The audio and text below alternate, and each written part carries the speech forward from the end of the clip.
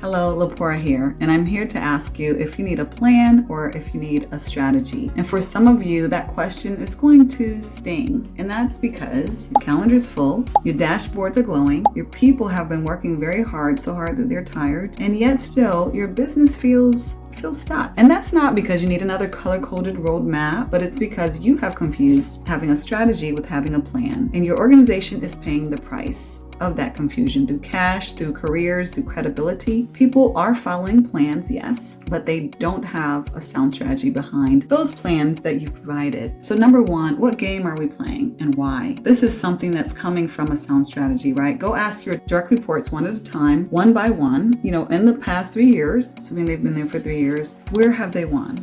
Where will the wind be going, helping today that they've won, say 3 years ago? And why does this matter? It matters because revenue numbers instead of markets is what counts. So vague passwords instead of a clear advantage is going to be very difficult for you to build upon. Safe answers instead of emotionally honest ones are not going to help you. So again, it's not about having a planning issue, but it's about having a strategy issue and owning that, knowing that the strategy is what feeds where the energy is going and making sure their energy is going in the right direction. Strategy is an emotionally charged theory of victory, so to speak, right? We're going to own this slice of market, by being the only ones who deliver this kind of outcome, because we refuse to accept customers that have tolerated X or don't tolerate X. But without that, your plan is just this long to-do list that no one is truly willing to bleed for. So if people can't say what your game is about, what they're playing, what's worth winning, then that means you need your strategy to be bolder. Number two, the time horizon and the anxiety signal. Look at your decks. Are your 3-year strategies outdated already? Or are they these inflated projects that are unrealistic? So here is the clean split. Strategy, obviously should be between 3 to 5 years from a long-term perspective, but oftentimes we're changing our minds within, say, 90 days. So we may spend a lot of time building out this beautiful strategy for 3 years, but then in 3 months, we're already giving up and we're ready to shift directions because we're not seeing the results that we want as quickly as we want it to in this microwave speed. So there's this constant dread, if we miss this quarter, the whole business changes directions all over again. And so what this does is it teaches your people that they really shouldn't invest too much in one direction because it's going to change very quickly. And sometimes you need to invest more long-term in order to see the long-term benefits that people say that they want. So then you get stress, you get cynicism, you get quiet quitting, you get people who feel like their work is not valued because you will do a 180 on them within 3 months if you don't see what you want to see. So number 3, the why versus the what meeting test. This is another way you can test. So at your next executive meeting, don't participate for the first 10 minutes. Just listen. Listen to what your direct reports, the leaders that report to you, what they're saying, what they're talking about, what they're agreeing on, what they're disagreeing about, features, campaigns, headcounts. Listen to how strategically relevant what they are saying is to your strategy. The reason why this matters is because then you can see if there's actually a strategy in play or not. Where there's a lot of confusion with why people are doing what and how they're doing it, it usually means that there's not a sound strategy. It usually means that they have different plans, and they have different plans because there is no consistent strategy. And even if, say, there is a consistent plan, if the strategy is not clear, then why are they continuing with this plan if they don't know the why behind the plan? So what you're looking for is consistency in the sentiment of what they're doing. The why is agreed upon. There's not fear, there's excitement because everybody believes in where the plan is going. If you don't feel that excitement, if there's fear instead of courage and purpose, then there's probably a lack of alignment between the strategy and the planning. Number 4, flexibility, whiplash, and trust. These are all related directly or indirectly. So yes, you don't want to change every 90 days, but you do want to be flexible in how your strategy moves. But your strategy really should be like that compass that is only being tweaked a little bit, if that makes sense.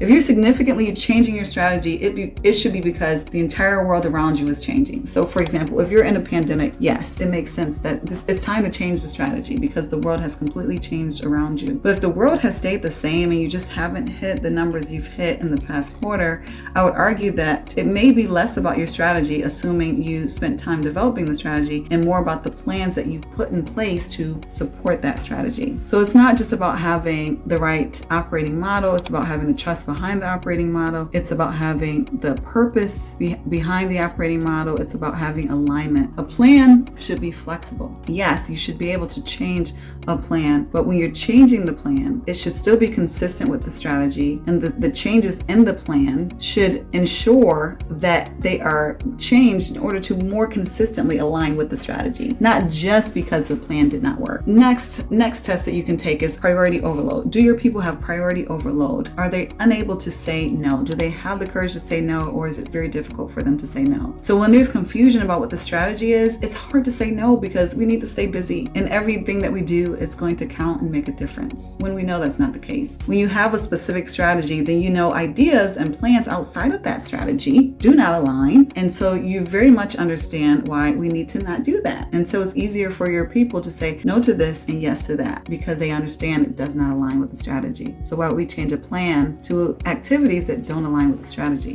So when you have people who are burning out and unable to say no, that is a very big sign that you have an organization that lacks a clear, consistent strategy. If your organization cannot clearly articulate what they're doing deliberately versus what they're choosing to not do, then that means you need a sharper strategy. And then it means you need a more disciplined plan that aligns with that sharper strategy. So let's look at symptoms versus the real problems. Let's name the usual complaints that you may be hearing. We're missing deadlines, we're always firefighting, we're over budget, we can't agree, we are launching things that don't seem to move the needle, and most leaders immediately prescribe better planning. Do this better, do that better. But the underlying bet is wrong because the underlying problem is a lack of solid strategy. So before you choose to fix a broken system within the planning again, or to blame the people on the front lines for not getting it done, realize that it's really smelling like a strategy problem. And if it's a strategy problem, then it's the leader problem for sure, the leader's problem. And we know every problem is the leader's problem, but that problem starts and finishes at the leadership level. So here's a test. It's a 30-second test that uses logic and emotion to see whether or not your strategy, your planning is in the right place. Say your strategy in a sentence. For example, we're going to win by owning X market for Y kind of customer, for only those who are in Z place. And then see if this is something you can stick with. If you say it, whatever that fill in the blank is for your organization, if you say it and then it doesn't feel quite right, that means that you're not aligned on your strategy. So over the next 12 months, here's the order of moves that you need to identify and make sure that you're making them right. You need to understand who owns what